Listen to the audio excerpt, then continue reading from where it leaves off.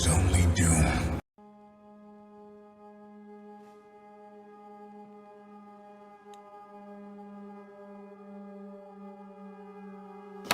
Hey guys, so let's talk about Hereditary. It's a horror movie that everyone would definitely say would mess you up if you watch it. It's Ari Aster's first feature movie released in 2018, and it instantly blew me away when I first watched it. I would call it one of the scariest movies of all time, while some people would say it's too slow, while another group of people can say it's too disturbing. But here's the thing, beyond the whole ghosts and demon story, the story talks about grief, family, and terrifying legacies that we can't escape. So we're going to break it all down today. We're going to talk about the story, the themes, what really scared me, and why I feel this movie is one of the greatest of all time in terms of the horror genre. So the movie follows the Graham family, Annie, played by Toni Collette, and her husband Steve, their teenage son Peter, and their daughter Charlie. The movie starts with the death of Annie's mom. There is this mysterious, she's seen as this mysterious and controlling figure, and her presence still kind of lingers even though she passed away. We don't know why she passed away, we don't know how she passed away, but we just know that the movie starts with her funeral. So at first it seems like a quiet family drama till tragedy strikes again.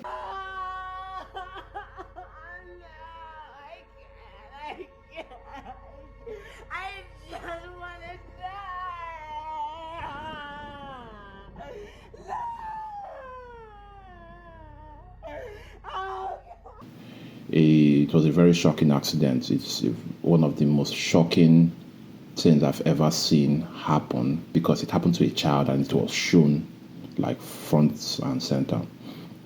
So this accident changes everything for the Grahams, and from that point on, their lives spiral into paranoia and something far, far darker. So what starts off as a story about family loss slowly turns into a nightmare about fate, about curses, and the horrifying things that we may have inherited from the people that came before us. So Annie's relationship with her mom and her family history, I feel like that's really important because she explains that her father starved himself to death. Wow. And her brother took his own life after claiming their mother was trying to put people inside of him.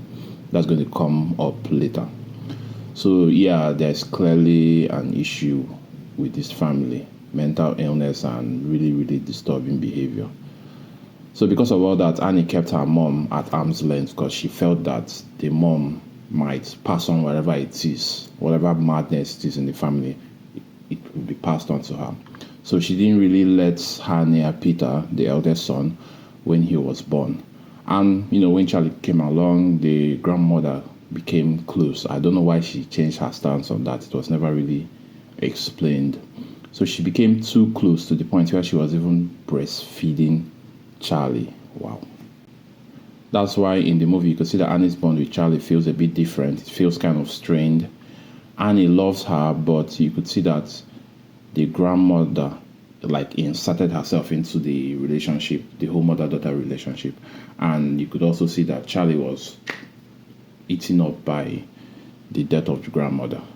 So I'm looking back, it's really terrifying because it wasn't just a controlling grandmother. It was like part of a whole bigger plan. So what's Hereditary really about? First, it talks about grief. Each family member deals with it differently. Annie tries to process it through her art, while Peter, he's a teenage boy. He does what every other teenage boy does. Steve, the husband, bottles everything up, and the grief doesn't just disappear.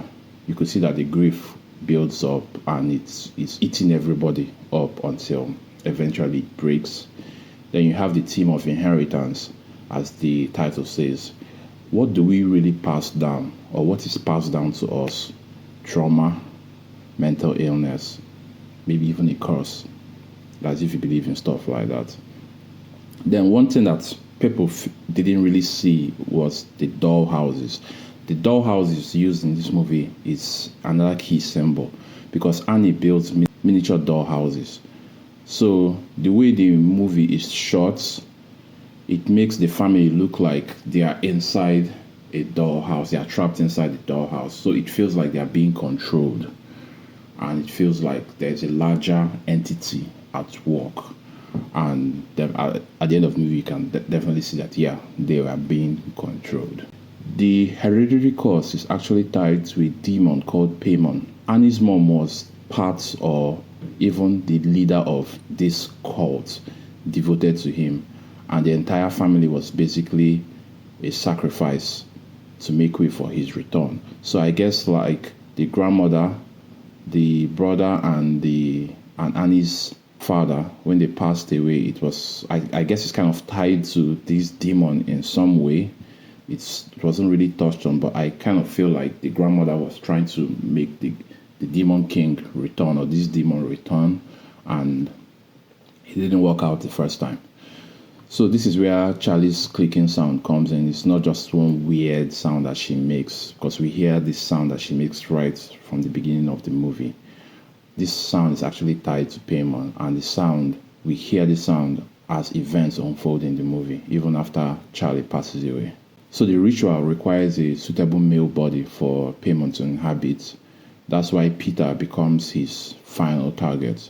So the cult basically orchestrates everything in the movie that leads to him. And the ending, I actually love the ending, because one thing I saw about the ending is a twisted mirror of the nativity story of Jesus, because just like how Christians celebrate the birth of Jesus, the cult celebrates this birth of their demon king. Instead of angels, you have naked cult members, and instead of a crown of thorns, you get a crown for Paimon. It's really, really chilling. Like when I watched it, when the movie ended, I was looking and I was like, wow, Jesus. And this movie wouldn't have been so hard if it wasn't for this particular woman, Toni Collette. Her performance was phenomenal. You could see from her performance that she could channel grief, loss in its rawest and most ugly version. It felt so real, especially that dinner table scene. Iconic. Then you have Alex Wolff, who plays Peter. He really nailed the whole guilty teenager, and you could just feel his anxiety on screen throughout the movie. And you had Millie Shapiro as Charlie. She nailed the creepy little kid very, very well. And Gabriel Byrne as Steve. In this movie he plays as a calm anchor, trying to hold things together. I actually remember him from End of Days. And fun fact, I actually feel like his character in End of Days is one of the best incarnations of the devil I've ever seen on screen. One day I'm going to make a movie about End of Days, so stick around for that. So Ari Aster, his direction ties everything together. The camera work, the sound, the pacing, it's all designed to make you feel you're trapped in this family. So this movie, it doesn't just scare you. It makes you feel uncomfortable from the beginning to the end. And it does this in the best way possible. There are a lot of scary moments. Definitely, there are no jump scares. Obviously, the accident that I talked about with Charlie is one of the most shocking moments you could see in a horror movie.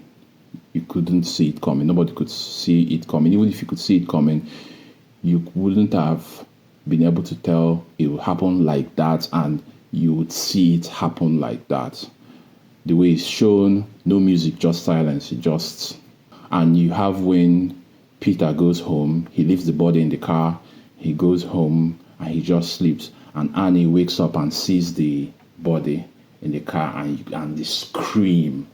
Wow, it was amazing. Then you have where Annie was crawling on the ceiling, banging her head against the attic door, and those shadowy figures moving in the dark corner of the room. You just see it there, and it slowly builds up. It doesn't just boom in your face. It just, 1 minute you're looking, you can see it there, and then it fades away. And then the court scene at the end, the chanting the bodies, and then crowning Peter as Paimon. it was like really disturbing.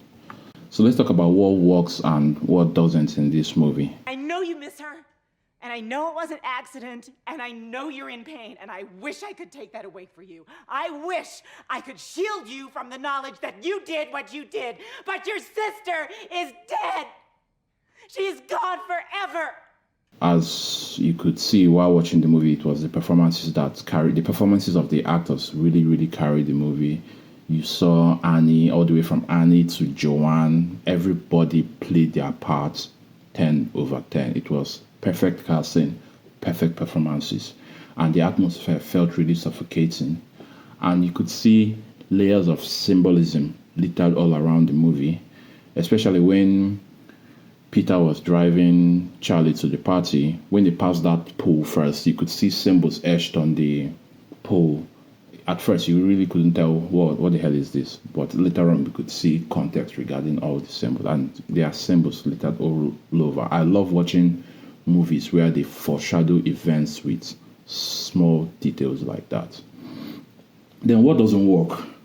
I would say really, depending on the kind of movies you like. Some people like fast-paced horror movies, and they won't really get into this movie if you like fast-paced horror movies, because the pacing of this movie is intentionally very slow, and you could feel it feels kind of confusing and maybe ridiculous to a point. But I don't think this movie is for everyone. You have to love drama to be able to appreciate this movie. So by the time the end credits roll, you realize the Grahams were doomed from the start. Annie's mom set everything in motion, and the cult simply finished the ritual. There was nothing any of them could have done to escape alive. They were doomed from the start. So you have this sense of fate that, is there really any escape from your current situation? Do you really have control of your destiny? Are you mere pawns on a chessboard?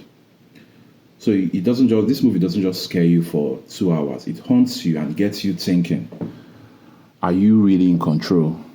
Or are you being played? Or are you being moved by someone else or by another entity? So my verdict is Hereditary is dark, it's slow, and it's emotionally brutal. And it's one of those unforgettable horror movies that you could watch, and 10 years later, you could recall some of the moments that really moved you in the movie. So personally for me, I would give it a 9 out of 10 if you love horror movies that could get under your skin, that slowly creeps up and messes you up. But I don't recommend you watch this alone.